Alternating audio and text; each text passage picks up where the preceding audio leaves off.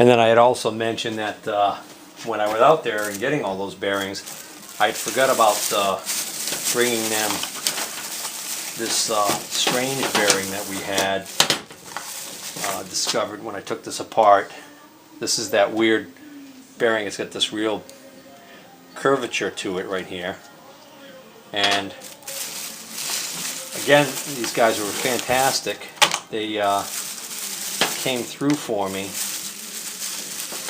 I actually had to go there anyways because I wanted to pick up seals for the Oliver tractor's steering motor, which I'll get to that in the Oliver segment. Anyways, so this is that shaft on that arm. Oh, I've got it over there because I was getting ready to prep it for paint, prime and paint. But this is that tensioning arm that has the big roller it runs on it and keeps tension on the belt through a torsion spring in here. And when I took this apart, I found this was on here like this. And when I ended up getting this off, I was shocked to find that this is a straight shank on here, but for some reason they had this weird bevel thing. So I couldn't quite figure out what the deal was with that.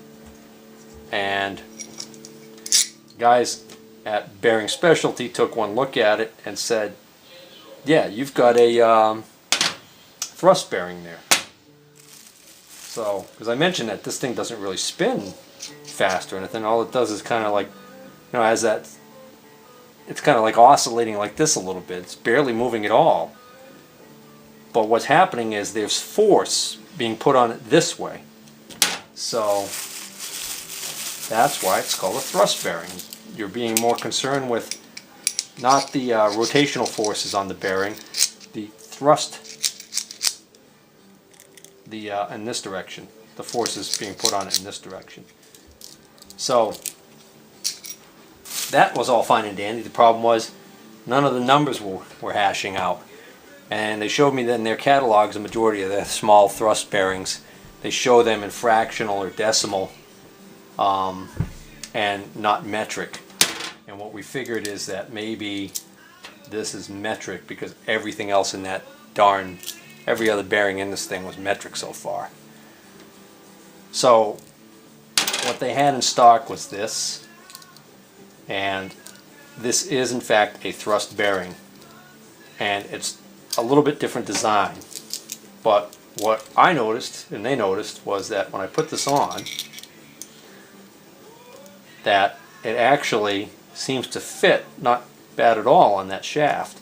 And I think it's going to do exactly what it's supposed to do perfectly fine. The only thing is, if I put it on this way, it actually goes all the way down flush to the top of this. And when I put it on this way, it doesn't quite go down all the way, but we noticed that there's a little imperfection in the steel where there was pitting. Somewhere on here, I forget where.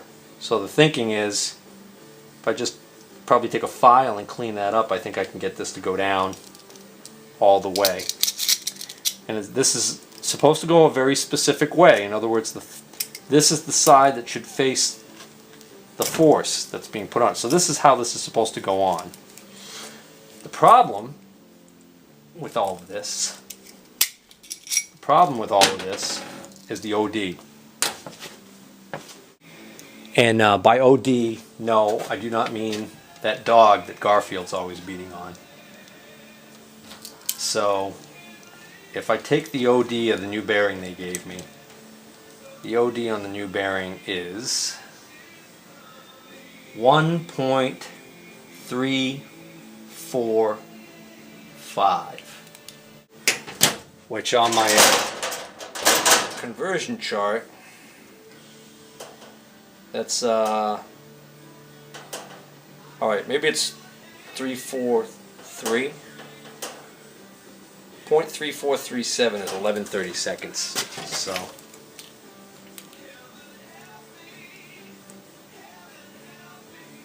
yeah, this is 1.343.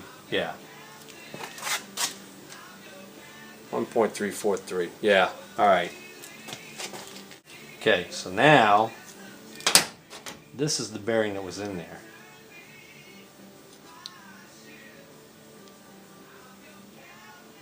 I'm going to try and get a reading on here. Just rotate to make sure this is still round, and it is. This is 1.358. So 58 versus 43.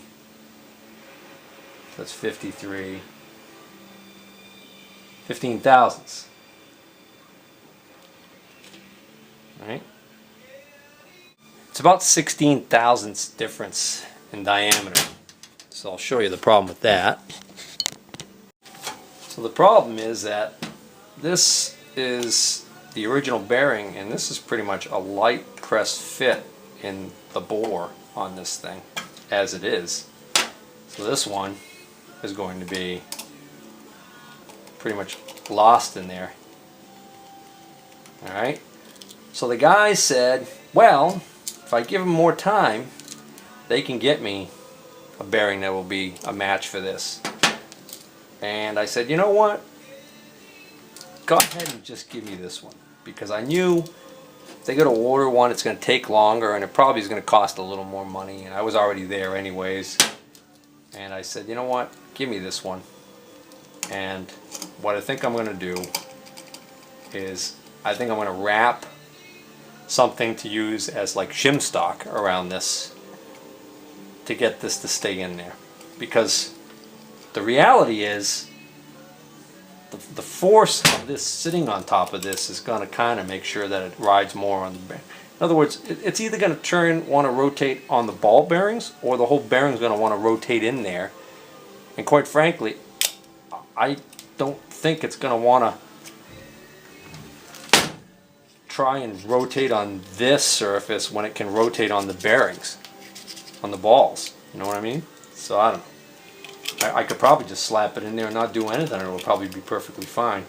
But I will do a little something to, you know, make sure it's in there a little tighter. Alright, so up next, I'm going to take apart this tensioning arm. I need to get this roller off of here, because those bearings are toast. So I can clean the arm better and also replace the bearings in there and then clean the roller. And that looks like it's going to be as simple as just removing this cap, which is held on by 2 screws.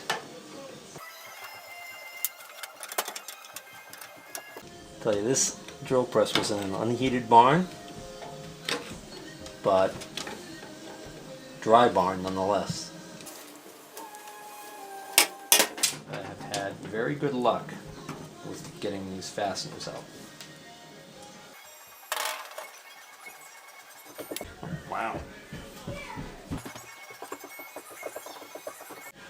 Ain't that something? That other end's completely unsupported and it doesn't want to barely move. Guess we're going to take this screw out. I actually have to hold the other end from spinning. This screw actually goes right up into the central axle. Now,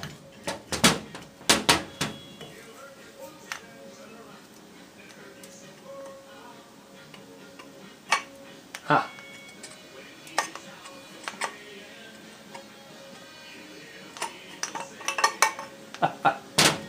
That's a tight little fit there. And I don't know if you can see that or not. Zoom in for a shot. That's a bearing in there that is just encased with garbage. It's really full of junk.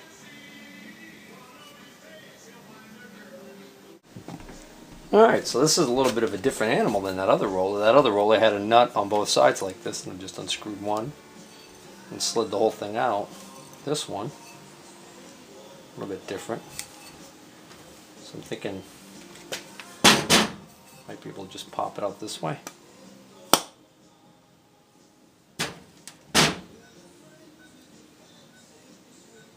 Well, it did move. Problem is now I'm flush there, so I really need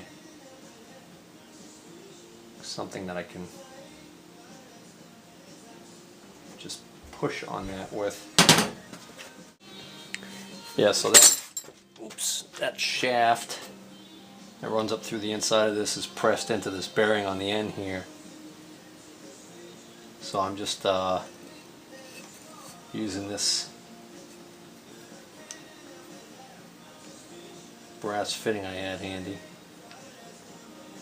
and tapping it out.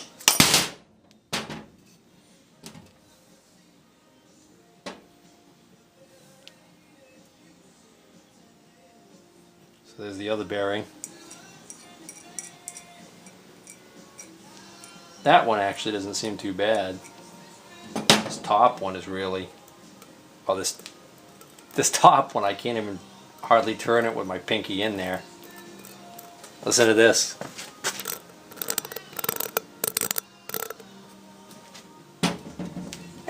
That one's cooked. Now I just took a long drift, stuck it down there, and smacked this bearing out because I don't really care about this bearing. Well, I'm not against abusing this one because it's going away. So now I can clean this up. Looks like this is where last time it was run that the belt was spending the majority of its time, because that whole shifting mechanism wasn't working, so he probably wasn't using that at all. He just had that piece of wire on there too to kind of like make this tensioner work overtime to try and make up for the fact that the belt was slipping, when really what was probably happening is this roller was probably locking up half the time. Who knows what else was going on in that thing.